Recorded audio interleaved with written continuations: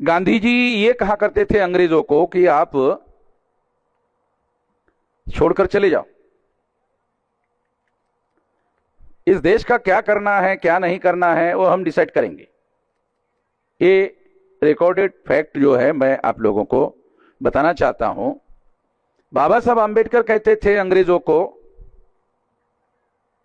कि यदि आपने जाने के पहले हमारे संवैधानिक अधिकार संविधान में जो आने वाले हैं उस बात को मान्यता प्रदान करने का काम नहीं करेंगे तो ये जो गांधी बदमाश है, बाबा साहब आम्बेडकर ने बदमाश शब्द से भी ज्यादा कुछ कहा है, मैं थोड़ा सा बदमाश ही कह रहा हूं। कुछ लोगों को गांधी को बदमाश कहना अच्छा नहीं लगेगा, तो खास तौर पर ओबीसी के लोगों को नहीं लगता है गांधी जी को बदमाश कहना।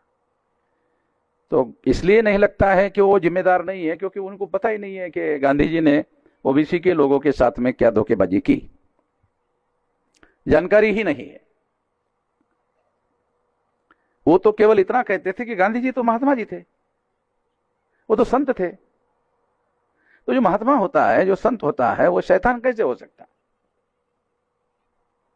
एक विशेष बात है कि महात्मा जी के अंदर महात्मा जी निवास करता था, शैतान भी निवास करता था, दोनों निवास करते थे। तो कभी कभी शैतान हावी हो जाता था, जब कभी वो भूख हड़ताल करते थे तो महात्मा जी रहता था, और कभी कभी जो है जब वो एससी एसटी ओबीसी के अधिकारों का विरोध करते थे तो शैतान हावी हो जाता था। तो बाबा साहब आम्बेडकर ने अंग्रेजों से सेपरेट इलेक्टोरेट का अधिकार हासिल किया, लड़ाई लड़ी अंग्रेजों के विरोध में। जैसे गांधी जी का आंदोलन था वैसे बाबा साहब आम्बेडकर का भी आंदोलन था। तो अंग्रेजों को उन्होंने कहा कि शेड्यूल कास्ट के जो लोग हैं वो तो ब्राह्मण धर्म के अनुसार अछूत बनाए हुए लोग हैं, तो इनको अलग अधिकार होना चाहिए।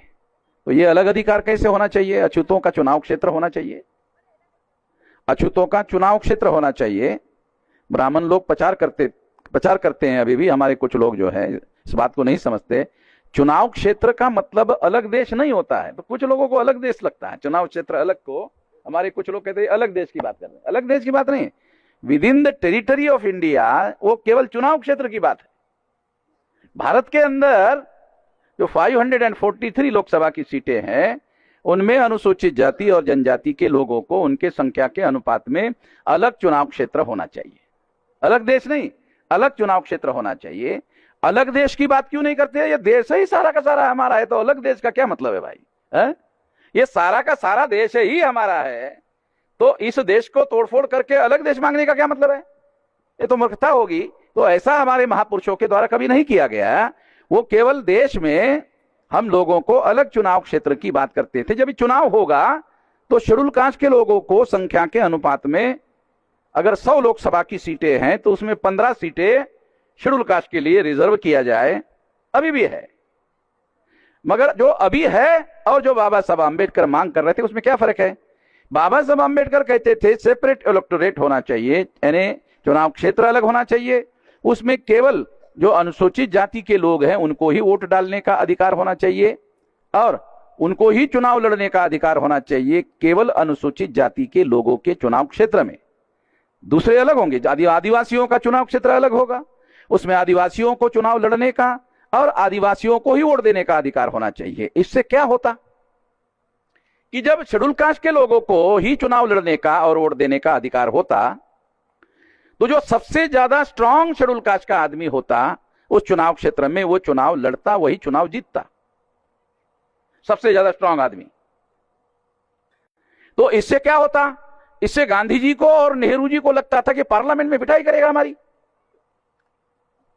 वो जो स्ट्रांग आदमी शेड्यूल कास्ट का है और शेड्यूल ट्राइब का आदमी, स्ट्रांग आदमी, लड़ाकू आदमी, अपने चुनाव क्षेत्र का आदमी, तो वो संसद में जाएगा और गांधी नेहरू संसद में बदमाशी करेगा तो ये पीटेगा उनको।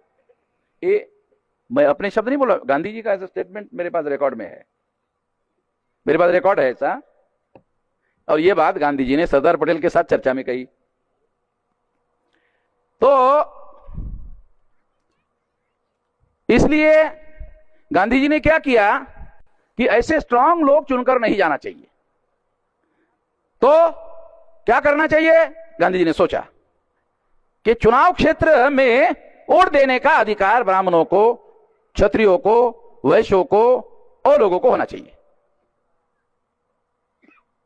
जो अनुसूचित जाति का चुनाव क्षेत्र है, जो अनुसूचित जाति का जनजाति का चुनाव क्षेत्र, उसमें इन लोगों को वोट का अधिकार होना चाहिए।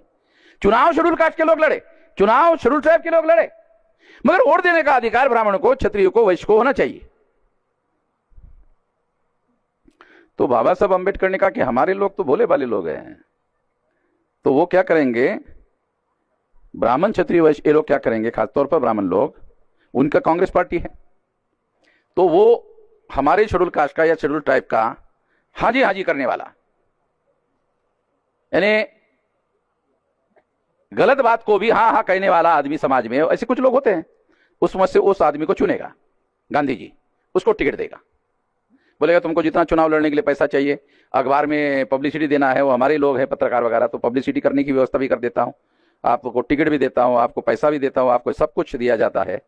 तो ऐसे लोग समाज में हैं, वो कांग्रेस ऐसे लोगों को टिकट देती थी उस समय भी, अभी भी, शेड्यूल कास्ट के लोगों को भी और शेड्यूल ट्राइब के लोगों को भी। तो लोग संसद में शेड्यूल कास्ट के, शेड्यूल ट्राइब के लगभग 52 से अब तक 2025 चल रहा है, अब तक चुनाव हुए, जितने चुनाव हुए, इतने चुनाव में 131 मेंबर पार्लियामेंट चुनकर जाते रहे, 22.5% लोग चुनकर जाते रहे। एक भी आदमी पार्लियामेंट में बोलता ही नहीं था, लड़ाई लड़ने की तो छोड़ो, लड़ाई लड़ने की बात छोड़ो, बोलता ही नहीं था।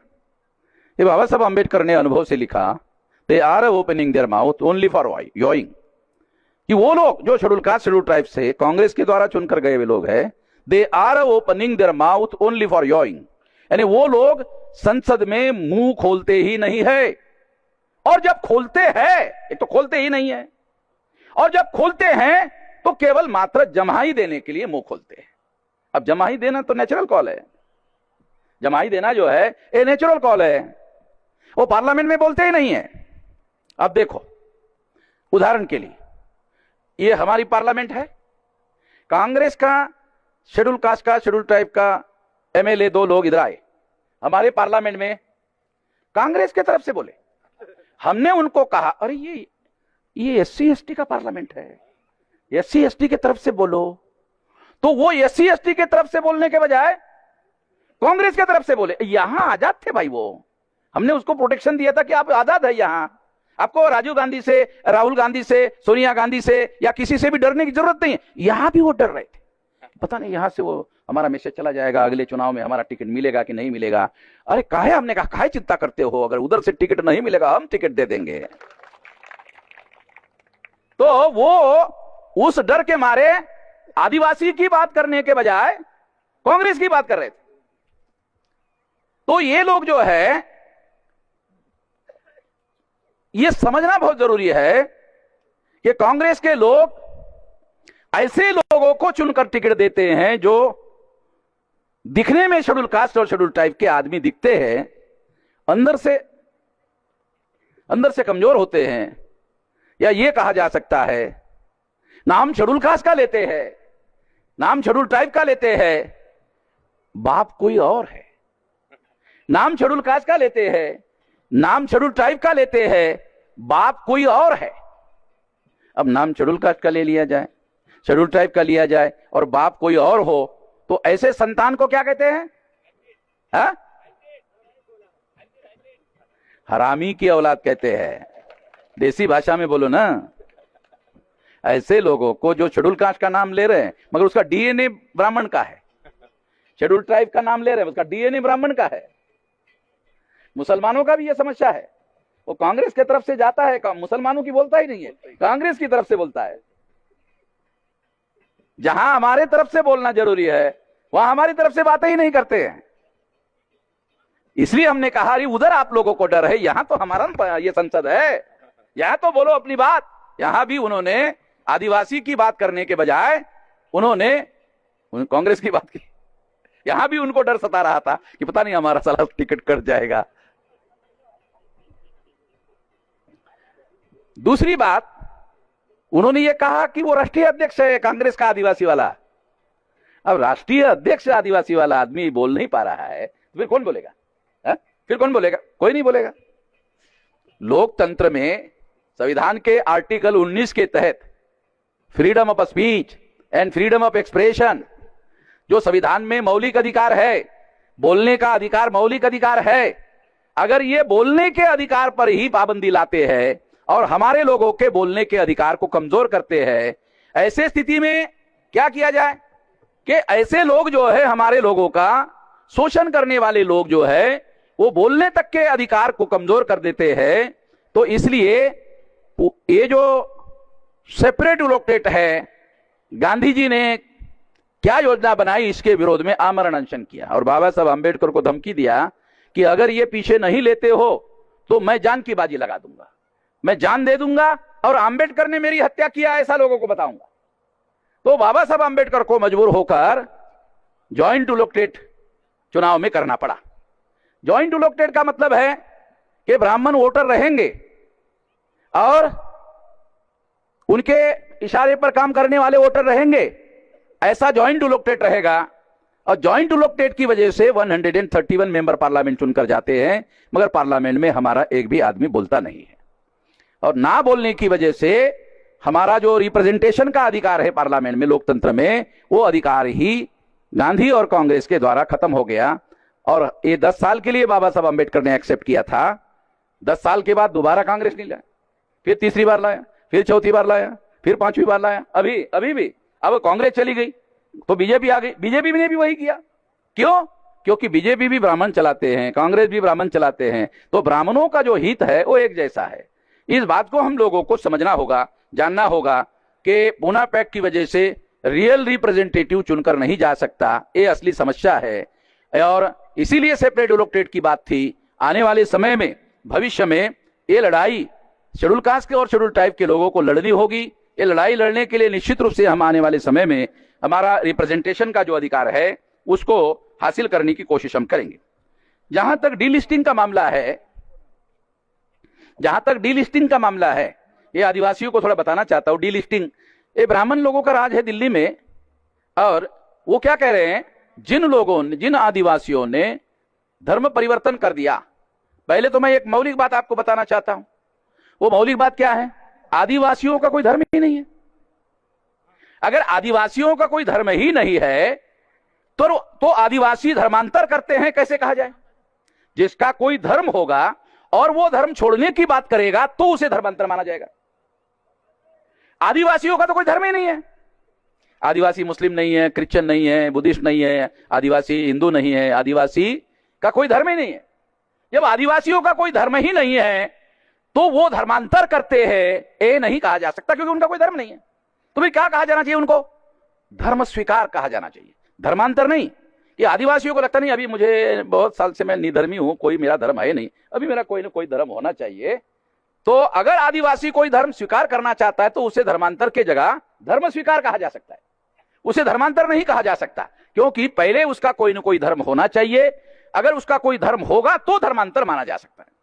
आदिवासियों का कोई धर्म ही नहीं है तो वो धर्मांतर करते हैं, ये नहीं माना जा सकता। ये बात ठीक से हम लोगों को समझना होगा।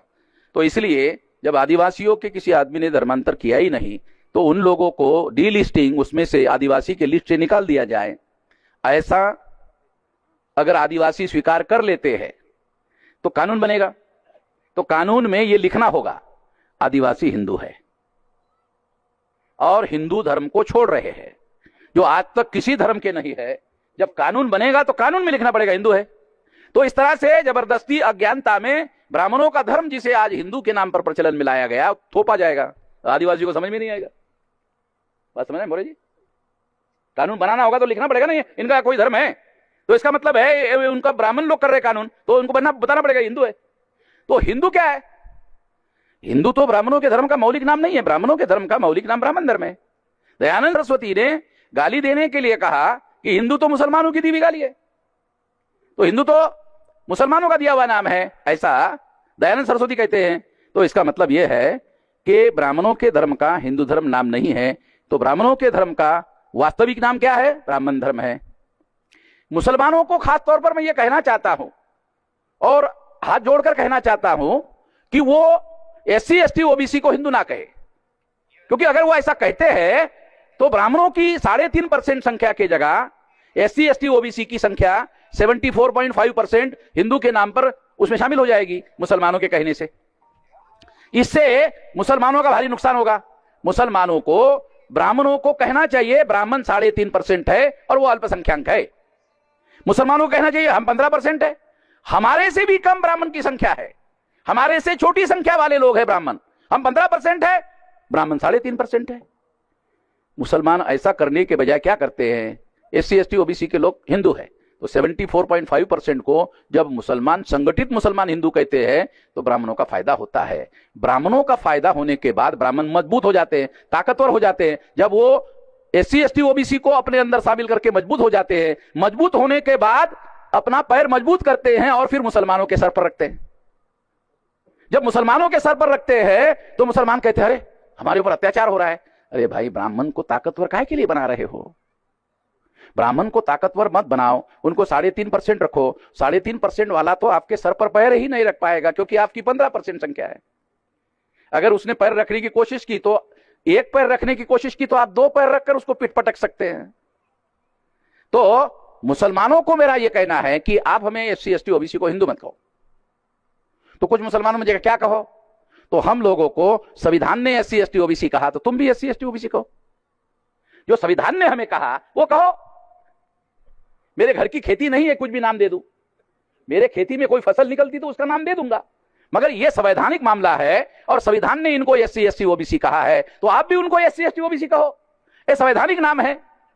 इससे मुसलमानों का नुकसान नहीं होगा, मुसलमानों का फायदा होगा। क्या कि ब्राह्मणों की संख्या 3.5 रहेगी और मुसलमानों की संख्या 15% रहेगी। तो ब्राह्मण कभी भी मुसलमानों